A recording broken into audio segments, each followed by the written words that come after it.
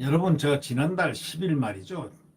제주시 하늘공원 근처에서 그 박진경 추도비의 감옥을 상징하는 철창이 설치된 바가 있습니다. 제주 4.3연구소, 제주민예총, 노무현재단, 제주위원회 등 16개 단체가 나섰습니다. 이들은 박진경은 외왕에게 충성을 맹세한 일본군 소위 출신의 미 군정지시로 4.3 학살을 집행했던 자라면서 역사의 정의를 바로 세우자고 추모비를 철창에 가둔다 이렇게 주장했습니다. 이거는 말도 안 되는 소리죠. 네. 이 박진경이 누굽니까? 1949년 4.3 사건 수습 임무를 맡은 조선경비대 국군 전신입니다. 구연대장입니다.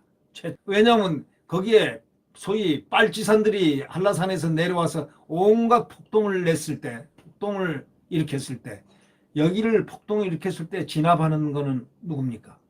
당연히 국군이 진압하게 되어 있습니다. 그 국군의 연대장입니다.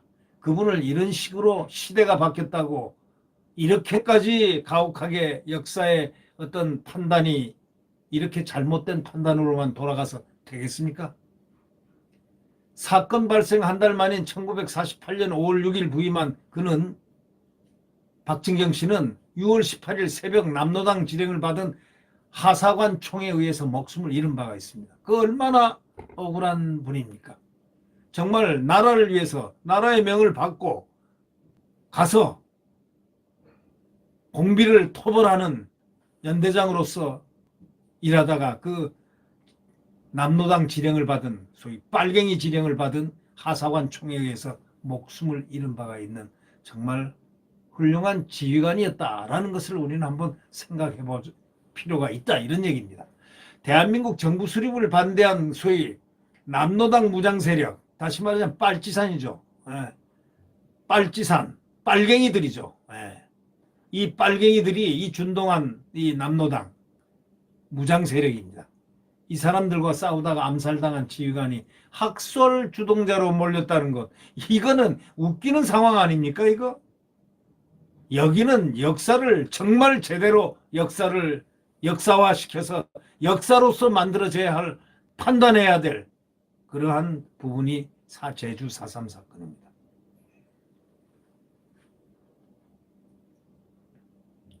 윤석열 대통령 당선인이 지난 3일 제주시 4.3 사건 추념식에 참석했는데, 무고한 희생자들을 국민과 함께 따뜻하게 보듬고 아픔을 나누는 일은 자유와 인권이라는 보편적 가치를 지향하는 자유민주주의 국가의 당연한 의무라고 말한 바 있습니다. 여기에서는 무고하게 희생한 사람들입니다.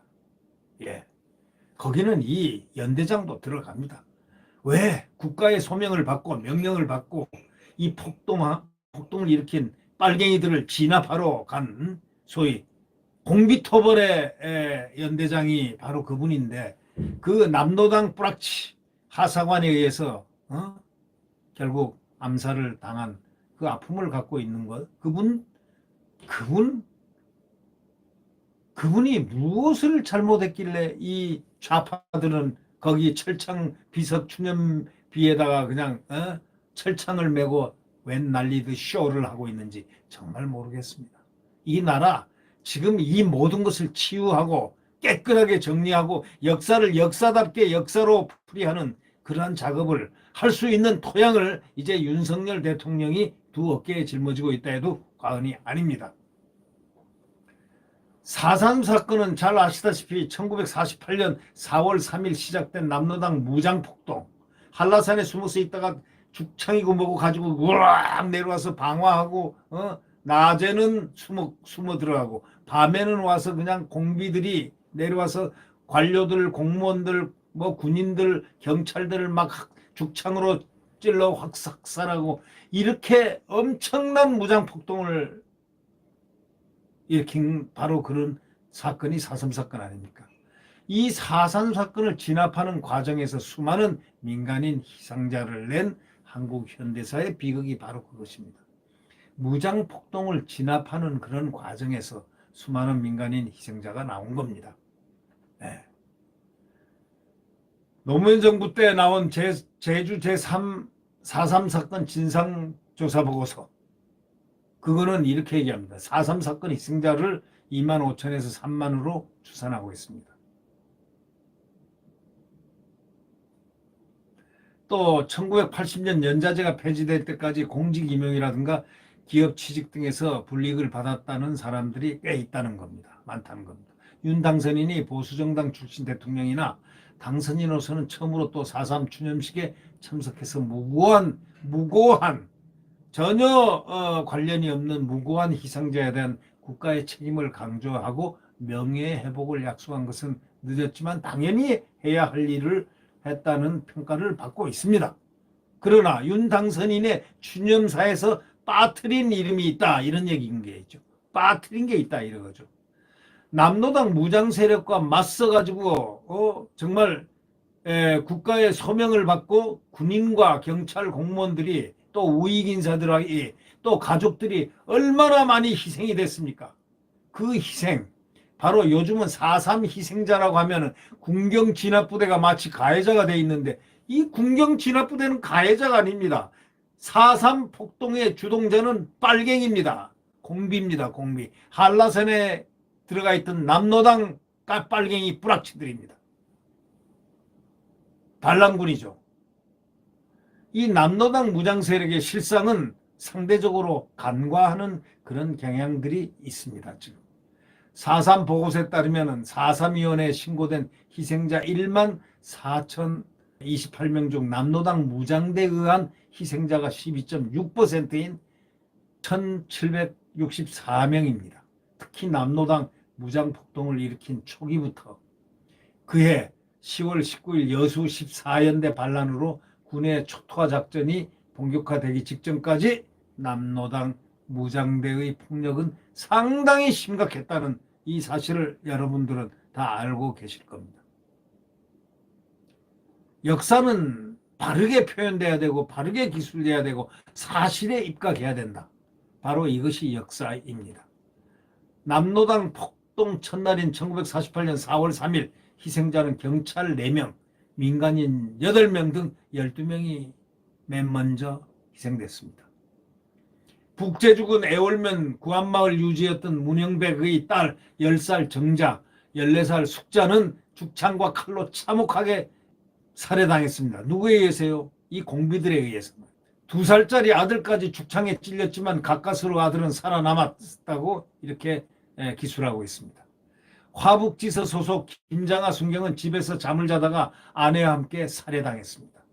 4월 11일 제주 오라리에선 송원아 순경 아버지 송인규가 살해됐고 18일 조천에서는 경찰관 김성홍의 아버지 김문봉이 희생됐습니다. 무장대가 경찰 우익 인사 가족들을 해칠 때는 경고 의미로 시신을 훼손하기도 했습니다.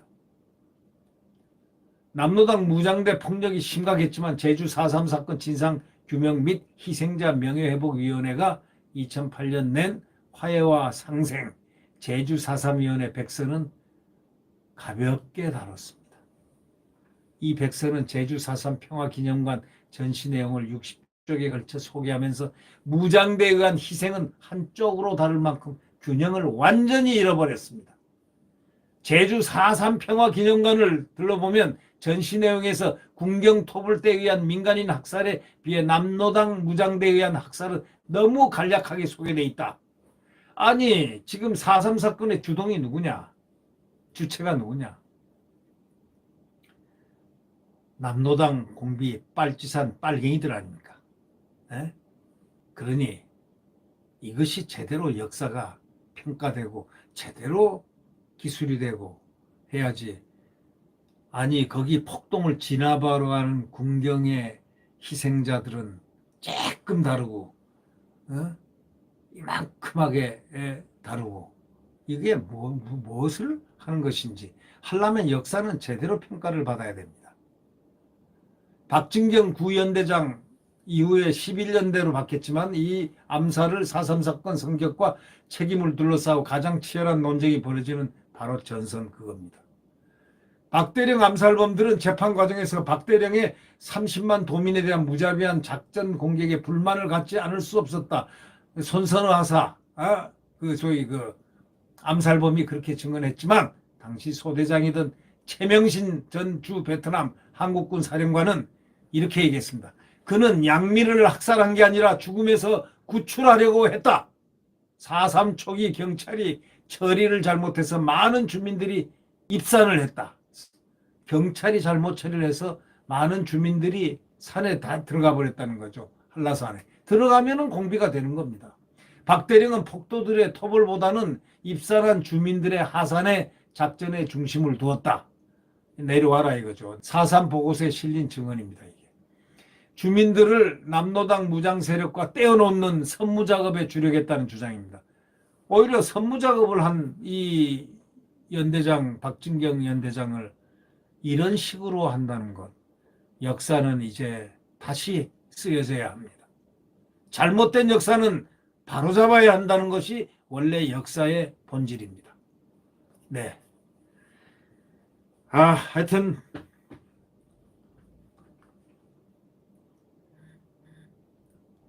대충 그 4.3 사건 초반 일지를 보면 말이죠. 조선일보가 발표한 그 4.3 사건 초반 일지를 보면은 4월 3일 날 남노당 무장대 350명이 제주도 지서를 갖다가 파출소를 12곳 습격으로 시작을 했습니다. 그래서 경찰 4명을 죽이고 민간인 8명을 살해했습니다. 자, 이게 시발입니다. 갑자기 그냥 공비들이 내려와가지고 빨갱이들이 내려와서 남노당 빨갱이들입니다. 남노당 잘 아시죠? 박헌영이 남노당. 이 남노당이 바로 남조선 노동당. 북노당이 바로 노동당이 지금 거기입니다. 거기하고 똑같은 데입니다. 5월 5일 날은 딘 군정장관이 송호성 경비대 사령관을 임명하고 경비대 사령관과 제주서 순회회의를 열고 또 김익렬 구연대장을 교체하고 박진경 신입 연대장을 부임시켰습니다. 남노당 제주 특위는 박진경 숙청을 결정했습니다. 남노당 세포 문상길 중위 주도로 11년대 41명이 탈영했습니다. 문상길 지휘로 박진경 대령을 암살했습니다. 박진경 대령 장례식이 조선경비대 사령부에서 육군장 1호로 거행된 바가 있습니다. 이거는 제주 4.3 사건 진상조사 보고서 2003년에 의거한 겁니다. 자, 이러한 사실을 우리는 잘 알아야 됩니다. 4.3 보고서에 등장하는 제주도 인민유격대 투쟁 보고서라는 자료가 있는데 1949년 6월 무장대 사령관 이덕구를 사살하면서 획득한 남노당 내부 문서입니다. 이게 완전히 남노당 내부 문서죠. 투쟁 보고서는 이렇게 얘기합니다. 박진경 부임 닷새 만인 5월 10일 대내 반동에 거두 박진경 연대장 이하 반동 장교들을 숙청하지 않으면 안 된다. 이렇게 써 있습니다. 박진경 연대장 작전과 무관하게 암살 지령을 내린 겁니다. 그렇지만 KBS 제주총국이 작년 4월 2일 내보낸 다큐 암살 1948은 박대령을 제주도민을 학살한 강경토벌작전 주역으로 또 상관을 암살한 문상길 중위는 의인으로 묘사를 했다는, 그래서 논란을 엄청 일으켰습니다. 전부 거꾸로 했습니다. 이런 KBS 총국, 제주총국, 우리는 그들을 내용들을 어떻게 생각합니까? 어떻게 생각해야 됩니까?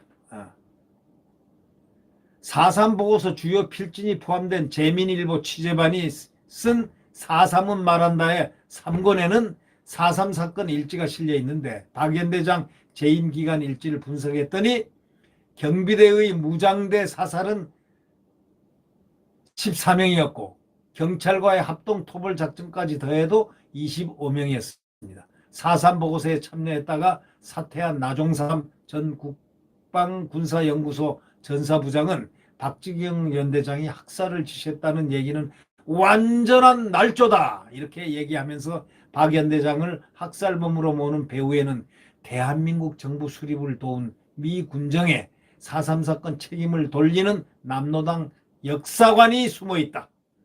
역사관이 있다 이렇게 얘기했습니다. 그런데 지난 정권에서 오죽했겠습니까? 이 좌파 정권에서 어떻게 이 4.3 사건을 바라봤을까요? 예. 남로당 무당 폭동의 의도는 제주도 도당 무장 총책 김달삼, 아주 유명하죠. 김달삼의 이후 행적을 봐도 잘 알 수 있습니다. 김달삼은 1948년 8월 북한 정권 수립을 위한 해주인민대표자 대회에 참석하기 위해서 월북한 사람입니다. 그는 4.3 사건의 의미를 남조선 전체 인민들의 위대한 구국투쟁의 일환이라고 말한 다음에 우리 조국의 해방군인 위대한 소련군과 그의 천재적 영도자 스탈린 대원수 만세로 연설을 마무리한 사람입니다. 그럼 벌써 척하면 삼천리 아닙니까? 6.25 전쟁 당시에 노획한 북한 정부 문서로 드러난 사실입니다. 6.25 전쟁 당시에 북한 정부 문서에서 그렇게 드러났다 이런 얘기입니다. 4.3위원회 위원을 지낸 한광덕 예비역 육군소장은 윤 당선자가 무장폭동을 일으킨 남로당의 책임을 묻지 않고 대한민국 정부 수립을 위해 애쓰다가 목숨 바친 군경과 우익 인사들의 희생에 침묵한 것은 국민에게 잘못된 메시지를 줄 수 있다고 우려를 표명했습니다. 그러면서 창군 주역이 조롱당하는데 왜 모르는 채 하나라는 그러한 이야기가 있습니다.